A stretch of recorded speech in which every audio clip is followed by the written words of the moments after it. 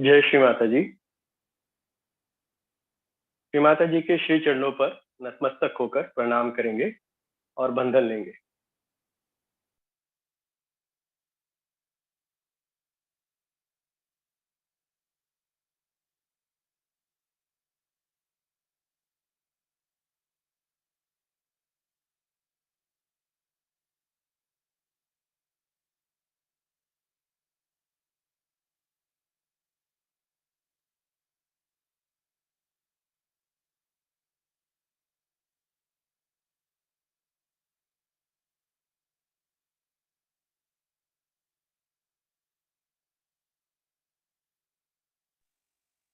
श्री महामंत्र एवं श्री गणेश मंत्र।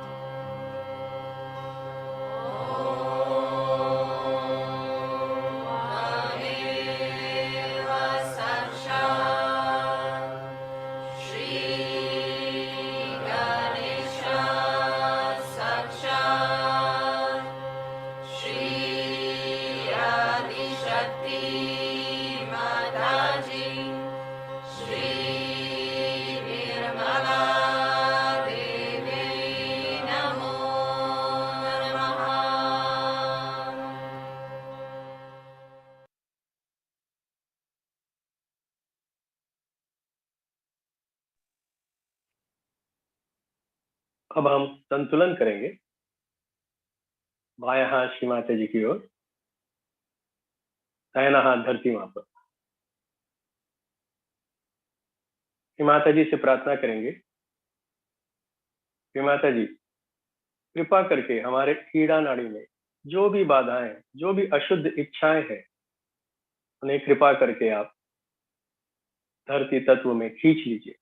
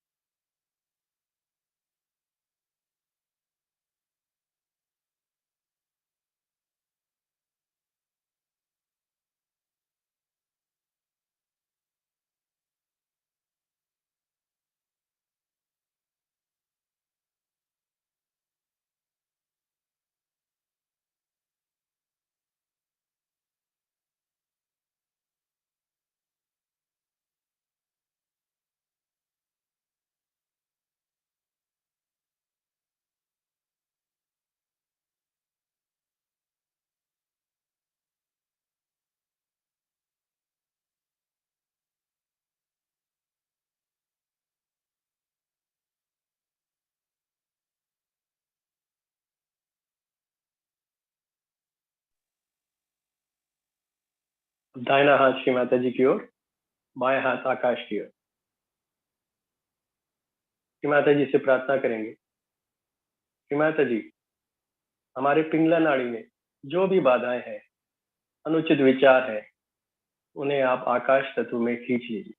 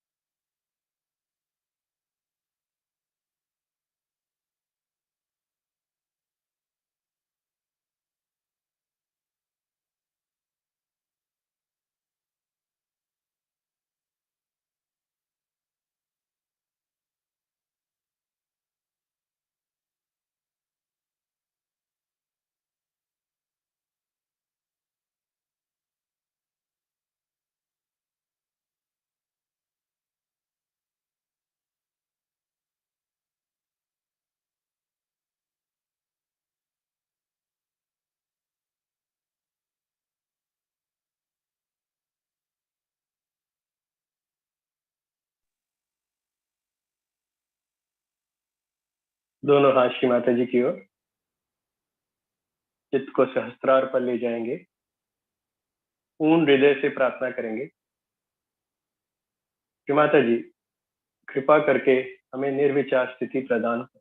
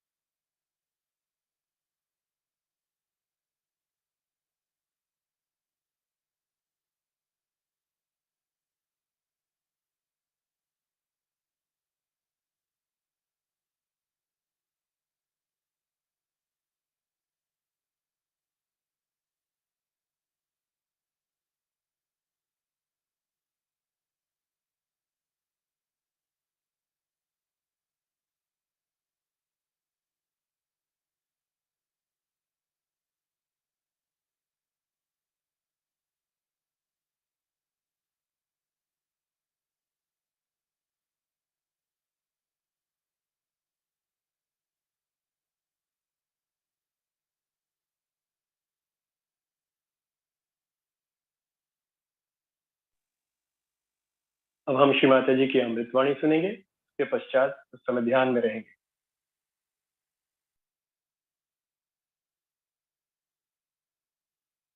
They have asked me to talk about Indian culture today because Bombay is the place where Indian culture is disappearing. That's what they say. But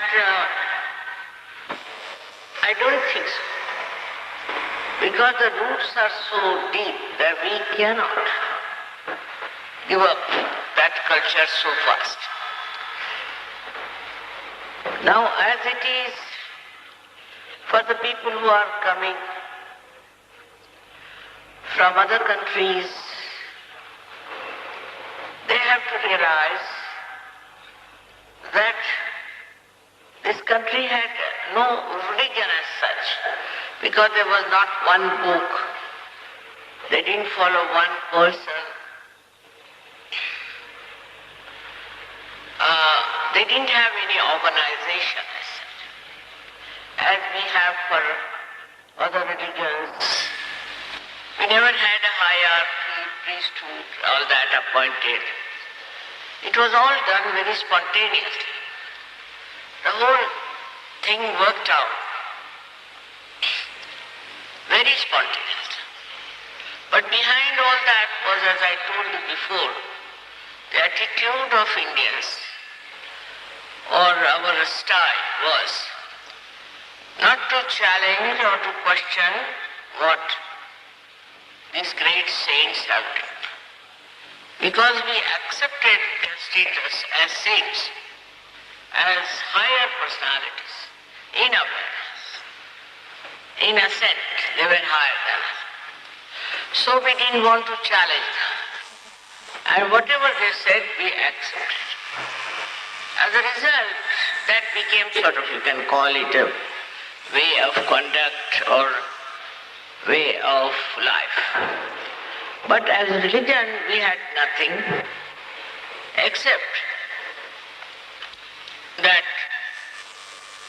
later on the caste system developed. Before that there was no caste system, because non-Brahmins wrote about Sri Rama or wrote about Sri Krishna. It's very surprising how we accepted all that. Never challenged whether it was written by a Brahmin or not.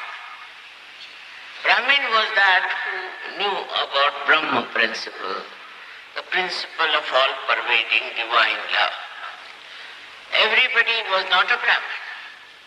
But later on, they made it like this: whosoever is born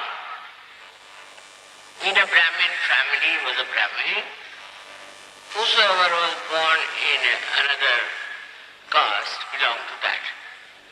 But because of the father's inheritance, you can say inherited, they also, the profession that they were. So according to the professions, the religion, or we can say the castes, were established. No religion, but castes. And that is how we had different caste system in India according to the profession. It's very interesting. Recently I discovered there's a caste called Ghadani among Marathas, which you may not be knowing. They only believe in the art.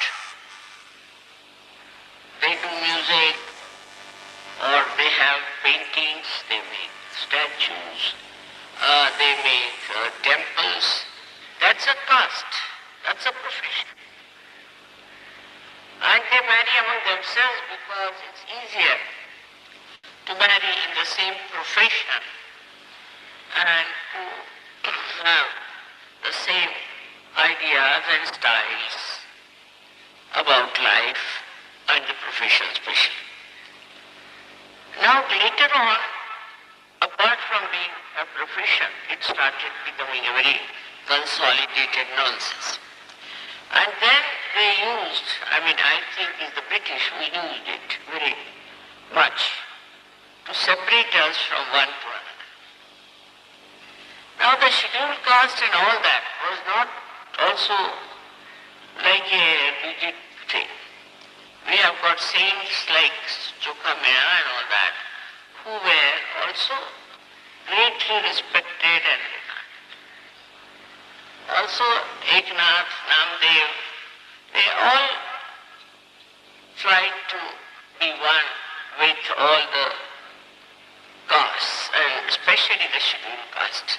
So this saintliness was regarded as another caste, we can say, which did not believe in any caste whatsoever. They had no caste, they were casteless people without any religion, without any caste. So the ultimate aim of every caste was to get to self-realization. So they enter into the clan, you can call it, into the system of saints. And all the saints, whether Muslims or Hindus or Jains or anything, they all were put together as saints. As you can say, they were Sufis. Sufis from the Muslim heritage they came. Then we had also among Jainis, Tirthankara. The main point was that they were the people who believed in the ethical life, ethics, believed in the higher life, spiritual life, and lived like that. Now as you are all Sajogis, you have lost your religion, lost your caste, you have lost everything. You are Sajogis. Yogis means you are the people who are believing into the ethical side of life. In this country, all this was used and was exploited also for politics, for all kinds of segregation of. And that has really gone into such rigid ideas about everyone, every caste, that first thing they used to ask, not now, before, what is your caste? Now that's over. They don't ask, at least thank God that much sense is there, that they don't ask for the caste. But they used to ask religion and caste formally when we were entering into any examination or any kind of competition. Now gradually it's vanishing, but the politicians want to use caste as a method of working out the opposition and the majority part of it. This democracy I don't think is very helpful to us. Because in democracy, anybody can start an organization, can say that we belong to this caste and that caste. And when the constitution was made also in this country, it's very surprising. Ambedkar was one of them who wanted that there should be a privilege for the scheduled caste for politics. My father was there, he said no. You can have only two types, one who have and those who don't have. And that kind of a thing if you had, those who have and don't have, it would make such a difference. Then in other countries they have the same type. So that the needs of the people who haven't got the minimum necessities for good life will be helped. Instead of creating a caste. Now, there was one fellow called Mandal who created a great problem in our country. He, as a student, had a car of his own, used to live very lavishly, and he was fighting for some people who were supposed to be downtrodden. And so many bad things have been done because of his report that he gave. Now, if he had made that kind of a proper, sensible, ethical division in this country, things would have been much better. But now, because of this problem of creating artificial caste, this country is suffering a lot. And the castes of the gurus, the castes, you can say, of the Sufis, or the caste of the saints, is very much polluted. And we had many people in our country who started becoming gurus and this and that. The main thing was the ethics, which was the culture of this country, was the ethics of that. Without that, they thought human beings were worse than animals. Ethics was very important to every caste, to every person. Even when I was young, we had the same thing. But now, it has become such a mixture and such a problem that unless and until Sahaja really spreads in a real way, I don't think we can improve the condition of this country.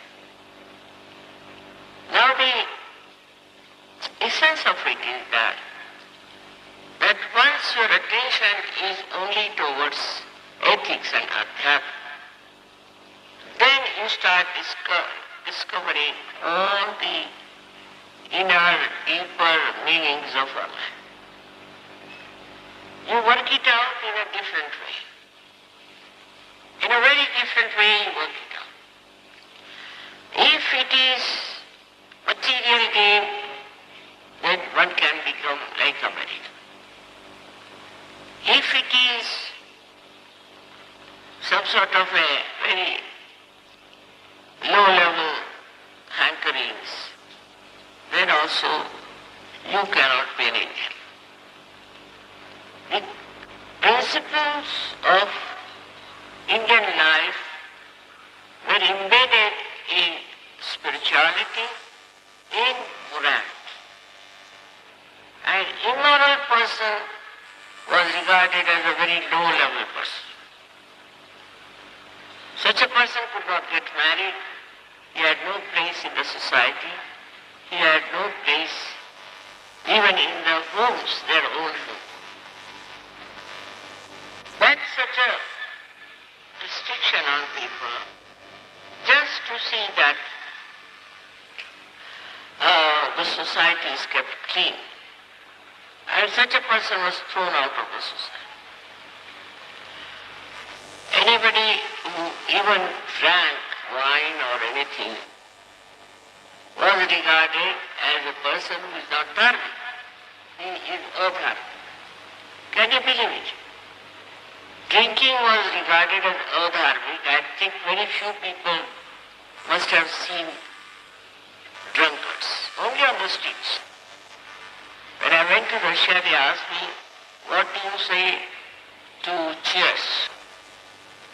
The Russians say cheerio, they don't say cheers. I said, what? Cheers for what? For drinking. When you are on the table, what do you say? I said, we never drink on the dinner table. That's not done in India. At least, I don't know if somebody does it, but it's a very, very Western style of life. But openly you sit down on the dinner table before your children and start drinking. And say cheers. Imagine. Cheers for what? For becoming unconscious? For becoming stupid? For getting into troubles? But it became like a practice there. Whether somebody dies in the family, they will drink. Can you imagine? If somebody is born in the family, they will drink. So this culture, the whole culture was so bad, even among the worst in this country, they wouldn't do that.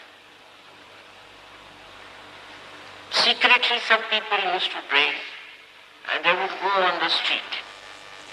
Then the Islamic influence came, and surprisingly when it is prohibited, absolutely prohibited, in the Islam to drink, they all started drinking. As a reaction, but only those Nawabs and all that. And because of them, because they were in authority, others also took to drink. But still, it's not yet a custom to drink, to celebrate something. I mean, supposing even in the church they give drinks, and they make also some sort of a Benedictine in the church organizing. This is such a perversion of religion. In India also, in the temples and all that, they started all kinds of nonsensical things, no doubt. But Indian philosophy is such that it gives you complete freedom and you can do what you like. But not in the name of religion, you can't. Not in the name of God. Not in the temple. And if they do it, people will throw them away. They bring a court case, this, do that, and I mean, just remove it completely. So it is kept pure. We had horrible incidents of horrible things people were doing adharmic, but all that had to be cancelled completely. Why? Because the people couldn't have it. People wouldn't like it. I was told that at Ganpati Pule they are secretly offering some sort of a beer. But if the government comes about it, it will be banned. I mean, whatever is pure must be kept pure. Christ also, he took one hunter in his hand and started hitting people who were selling things in the temple. So the purity of that church or the purity of that religious place had to be kept. So the first thing I think was purity. Here now I've seen the other day there was a boy. It was for marriage. And it's surprising. They were all very well off, very rich, everything was there. But they found out that he had a girlfriend before.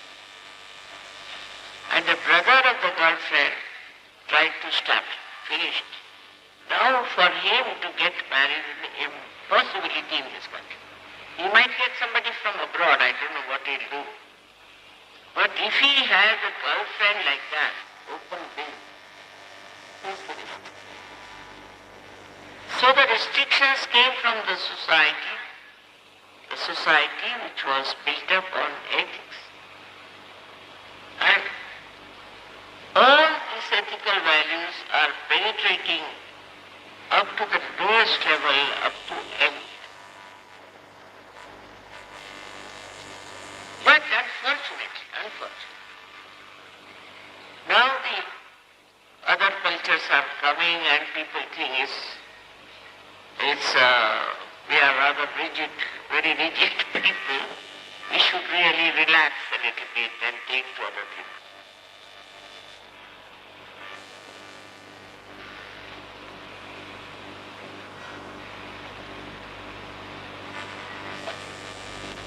But I have to tell you that if you go out of the line of ethics in any direction, this only saving is Sahaja to come back to normalcy. This is not the way out. And once you come to Sahaja, you cannot deviate from the path of Dharma. If you try to do that, you go out of Sahaja. It is as simple as that. It is not that all right, doesn't matter, mother should forgive and this thing. I forgive, all right, I forgive. Because you have got some still human weaknesses left in you, I forgive. But in Sahaja you cannot. Because Sahaja has to maintain its purity. If you allow all such people to enter into Sahaja, then there will be no purity of Sahaja. And then everybody will start doing this or that just to say that after all, you see, we are also Sahajogis, they are also Sajogis. If they have done it, why not? What's very surprising to me is the Western people who have taken to Sahaja are scrupulously following Sahaja. Scrupulously. I am not such a strict guru as you know. But they understand one thing, that this is for our betterment.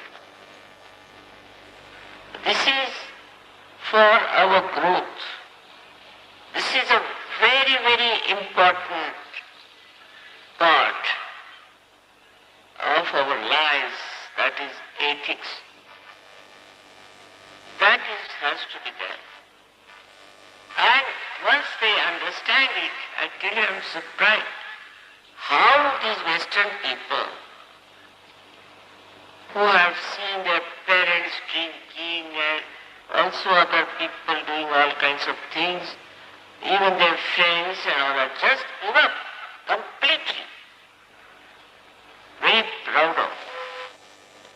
For us Indians it is natural, because we are brought up that way. All the time we have seen people being corrected, and of course drinking and all that was of course not out of question. But even if somebody looks at a girl, the father would say, I'll pierce through your eyes. And that's why the eyes are steady. And I don't know how, but we don't do that. Normally. If somebody has been abroad and all that and thinks that they are very free people and why not we do that, it's a different thing. But normally we don't. We don't believe in that. Of course in India we do have some elite society, so-called. They are the people who believe in all kinds of elite behavior. I don't know what is that supposed to be. Maybe some of them have started some nonsense, especially in Bombay. Now it is spreading out also to Pune. And in Pune there are girls who are behaving funnily. I can't believe it. They drink, they smoke, they will become polygons. Come on, man. All this is happening. This has happened because I don't know what is their idea about life. Or maybe it's an actress or something they follow. But what is the life of that actress? Unethical behavior where you compromise with your value system, ultimately, where do you end?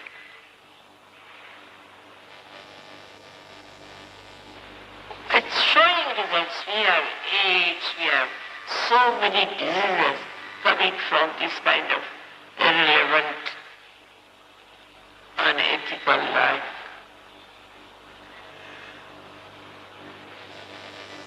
It's happening everywhere to suggest that we should take a very normal life, a very good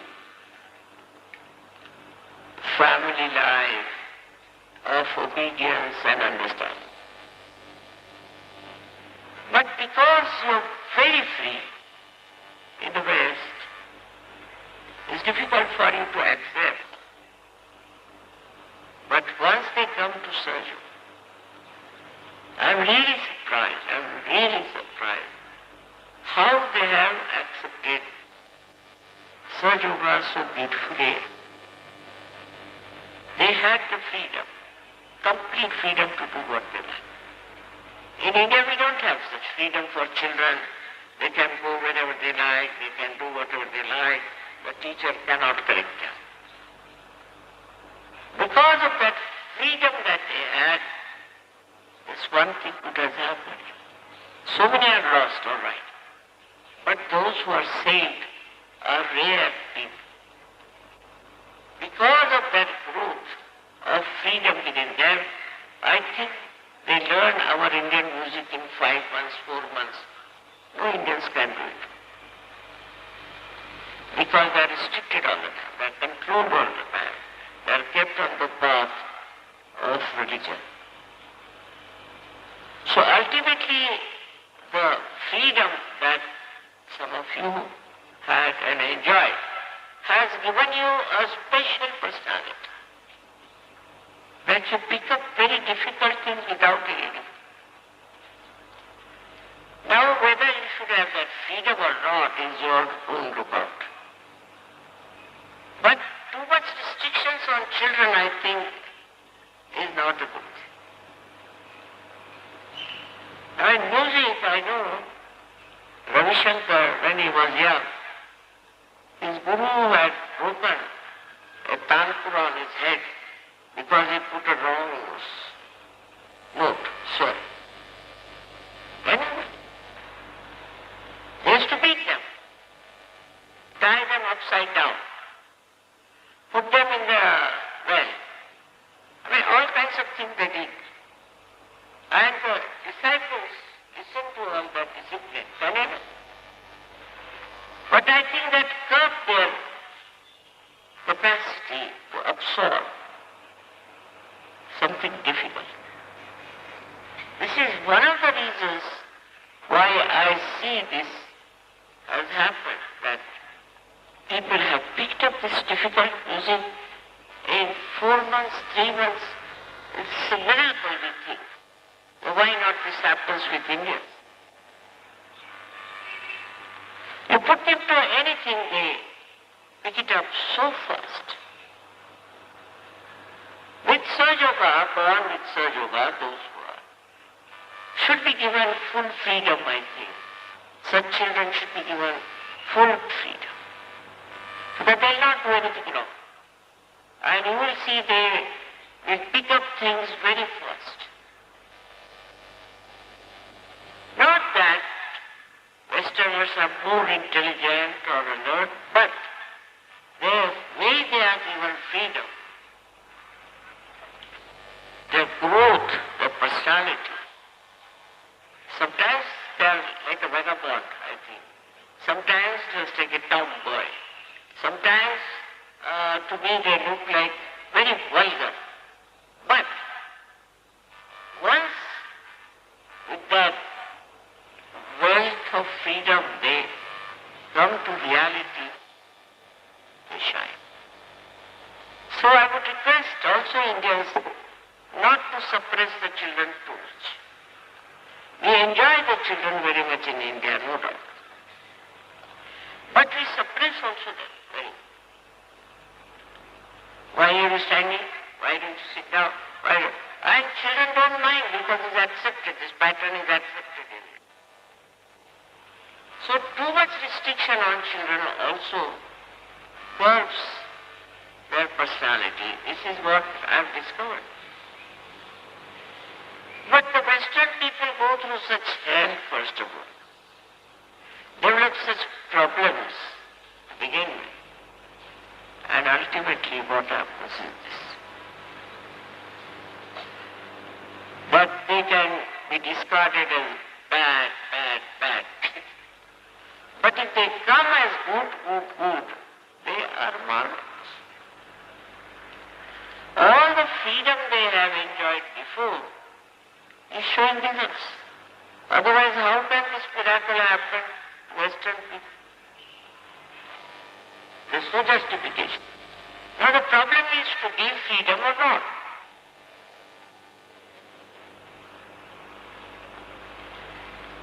We have a proper sense now after realization that a child is a born realized. In the beginning, he won't understand, he won't understand. But gradually such a child will show results. Maximum capacity to absorb and to express. So today I am telling you about this freedom, which is the freedom of the spirit. We should have understanding of such children who have that spirituality personality there. They have dharma in them. And we should not try to constrict them or to trouble them.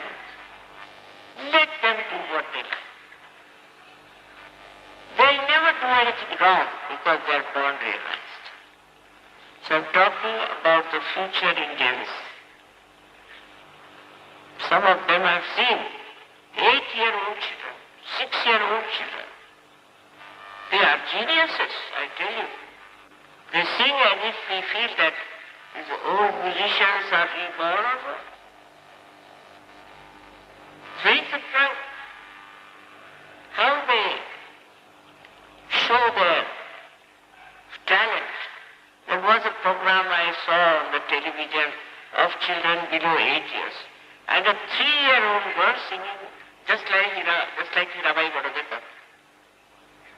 I was amazed. They are born realized, but also they have the talents from their past lives. They have got it from the past life.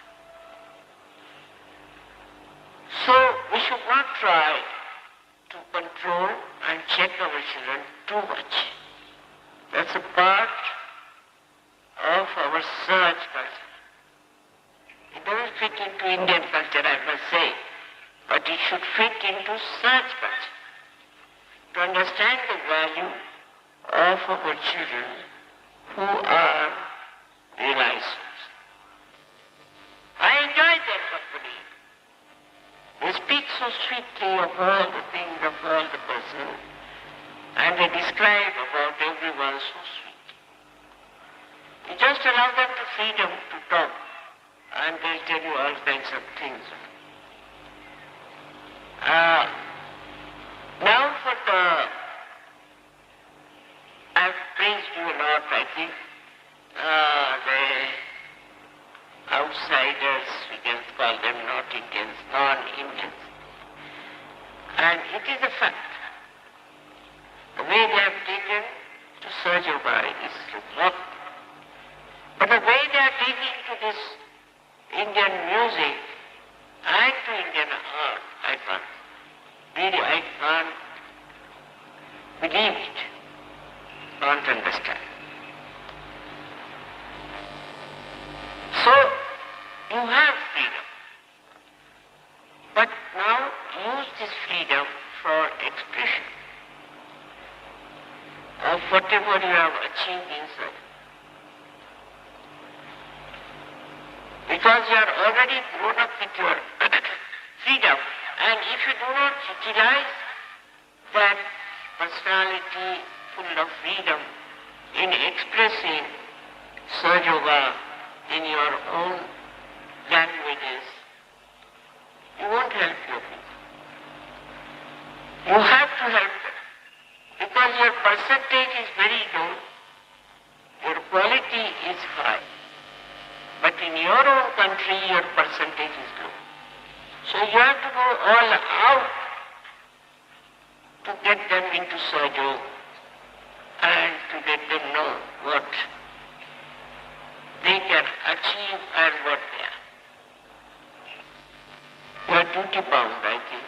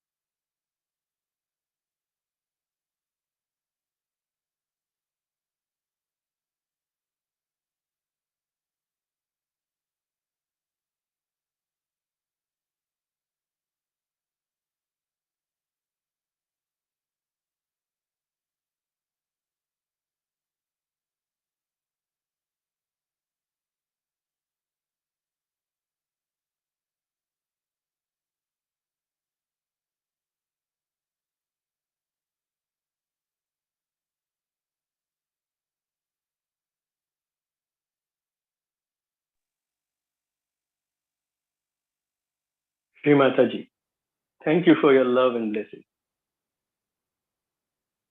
Shri Mata ji के श्री चरणों पर नतमस्तक होकर प्रणाम करेंगे और बंधन लेंगे।